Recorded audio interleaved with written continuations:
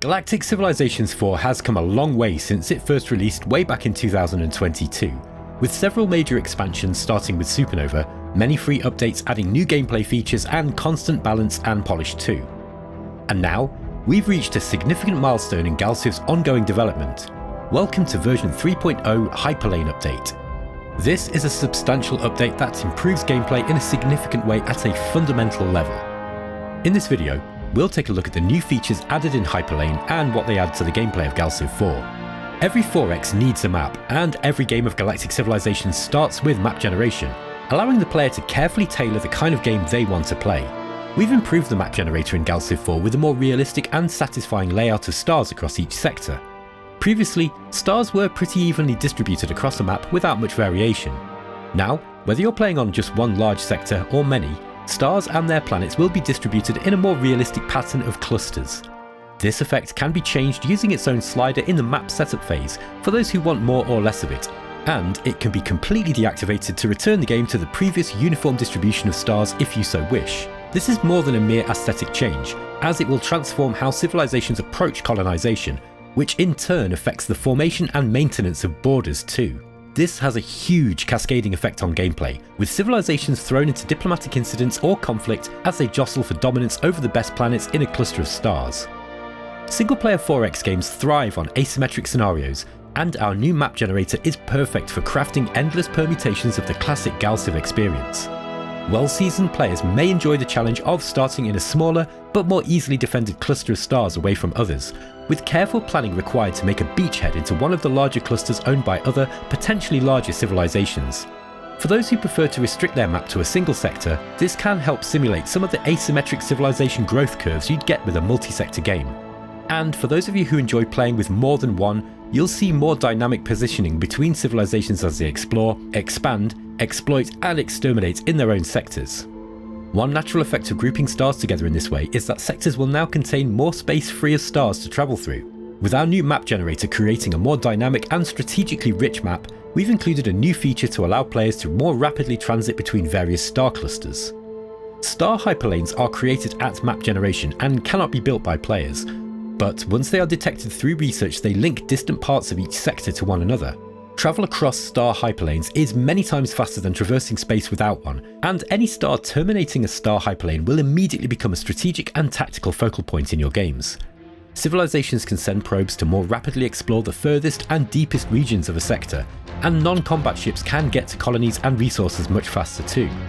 But star hyperlanes don't just connect stars, they connect civilizations too. Control over the exit points of the star hyperlane will be hotly contested, and if there's a star hyperlane starting in Drengen-controlled territory and ending somewhere in your own backyard, there could be trouble ahead. Let's hope you're not playing one of the tastier civilizations in the game. Just like with the new clustered star layout option, star hyperlanes can be increased, reduced, or removed entirely according to your taste. All gameplay in 4X games cascades downwards from the map and game setup options, and opening up even more nuance and detail in map generation will help weave a rich and varied tapestry of Galactic Civilizations 4 experiences. Galactic Civilizations features epic fleet combat with large fleets of high-tech ships duking it out for space supremacy. However, we noticed that wars were often won on the strategic level by a player simply outbuilding and throwing huge numbers of ships at their opponents, winning by swarming the enemy with endless fleets. This problem compounded on smaller maps particularly, and also served to discourage players from engaging with the detailed combat simulation mechanics of ship design and weapon loadouts, fleet composition and doctrine, technology choices, and more. We want to refocus things a little to prioritise quality over quantity, while still allowing players to field epic numbers of warships in their games. To facilitate this, we've added a new fleet supply system to Galciv 4, which tracks your maximum logistics for fleets. While logistics limits the number and size of the ships you can field in your individual fleets, fleet supply limits the overall number of military ships you can own in your civilization as a whole.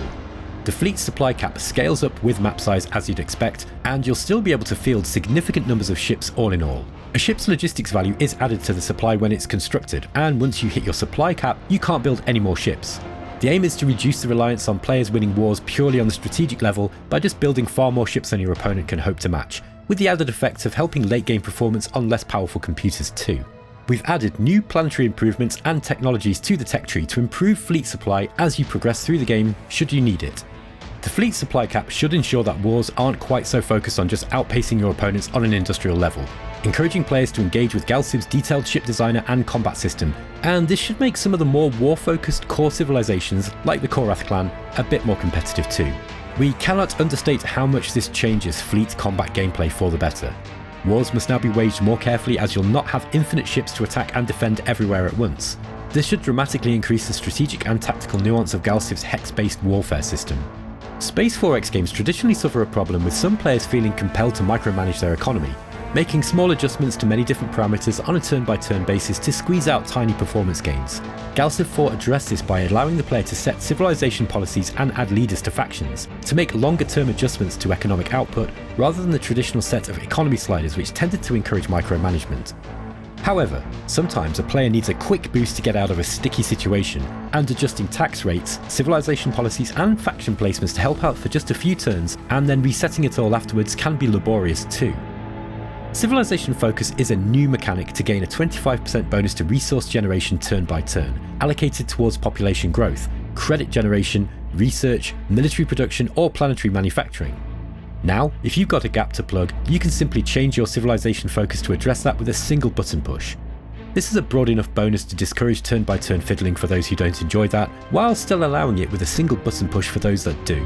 We've made some significant changes to the quality of the shaders and anti-aliasing in Galciv 4, and you'll see a remarkable improvement in the in-game graphics. Everything is better lit and smoother as a result of these tweaks. We've gone to great efforts to ensure that those ships you've painstakingly designed look amazing. We've made some important changes to the game UI to better organise the data at your disposal. Firstly, the lesser used trade resources are now encapsulated together in their own tooltip, which helps keep the resource indicator on the top UI bar more cleanly organised. Sometimes you've got too many ships, or one has outlived its usefulness.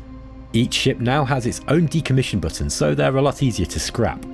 The War Aims user interface has been redesigned to better show the progress of a war you're engaged in. You can see which war aims you have achieved and a progress bar showing who is winning the war, with timers to show how long you've been at war and how long remains before your civilization will start to experience the war-ending events chain system. On the topic of war aims, we've also made some changes to the frequency with which wars of annihilation are declared by AI players, making them a little less frequent for those of you who don't enjoy being at war for long periods of time. Next, we've redesigned the civilization tab in the databank to show civilization-wide bonuses, such as the new fleet supply cap, your maximum enacted policies, influence growth of colonies, fleet combat modifiers and much more, all organised by category. Now, you've got all the information you need to support critical decision making in just one place. We've also added a new customizable graphs screen to closely compare various metrics between your civilization and one of your rivals in any number of fields. If you need to know how your economic power and treasury compares to the mighty corporate sector, or how your food, population and approval stands up against the Baratak Grove, now you can. The timeline still exists too for comparing the performance of multiple civilizations. Finally, we've added a handy workshop button to the main menu to take you over to Stardock's modding site, where you can browse and add community-made mods for Galactic Civilizations IV. This is by far the most significant free update we've made to Galactic Civilizations IV Supernova, with the map generation system and fleet supply mechanic adding more detail and nuance to the huge sandbox at your disposal. At Stardock, we're committed to improving our games and ensure they provide countless hours of fun, and we hope you enjoy this update. Cheers!